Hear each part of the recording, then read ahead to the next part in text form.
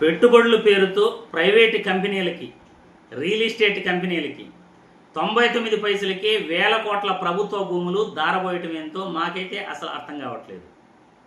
ఒక మంచి కంపెనీ వస్తూ ఉంది అంటే ఆ కంపెనీ ఎంత పెట్టుబడి పెడతా ఉంది, ఎన్ని ఉద్యోగాలు కల్పిస్తూ ఉంది, ఆ కంపెనీ పెట్టుబడులు పెట్టడం వల్ల పరోక్షంగా ఎంతమందికి ఉపాధి కలుగుతూ ఉంది, వీటన్నిటినీ బేరీజు వేసుకుని ఆ కంపెనీలకు రాయితీలు ఇస్తారు ప్రభుత్వం.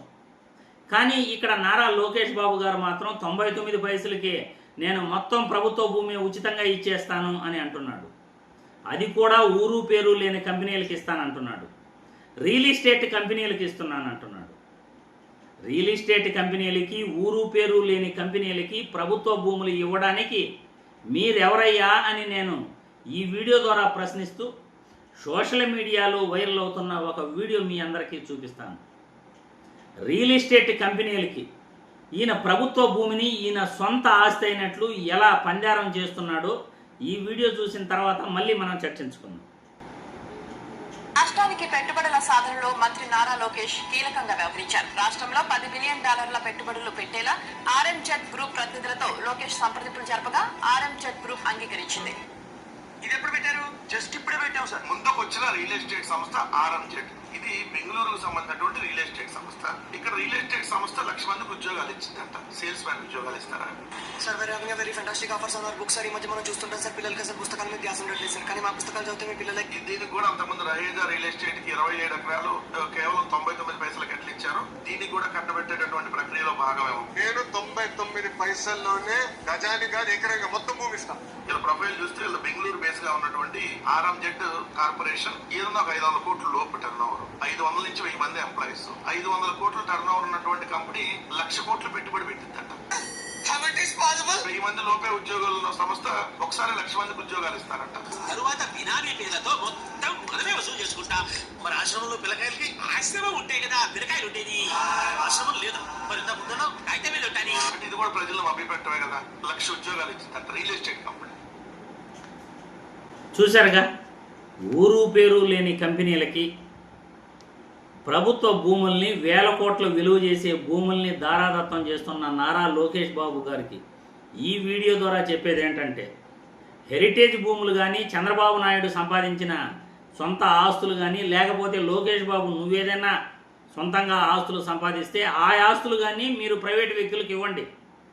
అంతేగాని ప్రభుత్వ భూముల్ని, వేల కోట్ల విలువ చేసే భూముల్ని ఊరు పేరు లేని కంపెనీలకి ఇస్తాము అంటే ఇక్కడ ప్రజలెవరూ కూడా ఒప్పుకునేదానికి సిద్ధంగా లేరు.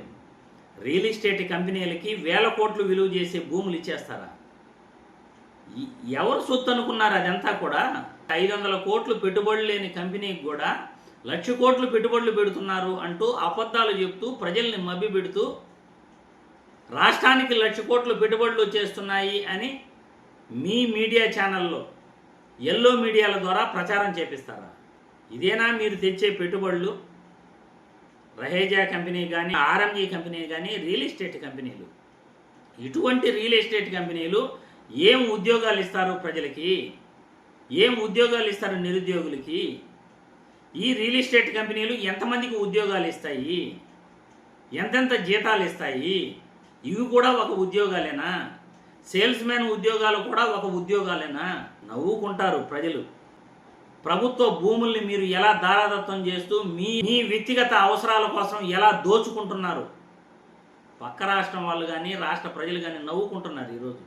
మీ పరిపాలన ఇంత దారుణంగా దోచుకోవడానికి, దాచుకోవడానికి, ప్రభుత్వ భూముల్ని, వేల కోట్ల విలువ చేసే భూముల్ని పెట్టుబడుల పేరుతో ఊరు పేరు లేని కంపెనీలకు ఇస్తూ మళ్ళీ ఆ కంపెనీల ద్వారా లోపాయకారి ఒప్పందాలు చేసుకుంటూ ప్రజల్ని మోసం చేస్తున్నారు అనేది క్లియర్గా అర్థమవుతా ఉంది.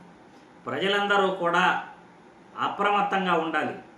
ఇలాంటి పరిపాలన చేస్తున్న నాయకులను నమ్మితే నట్టేట మునిగిపోవటం ఖాయం. ప్రజలు అవేర్నెస్ పెంచుకోవాలి.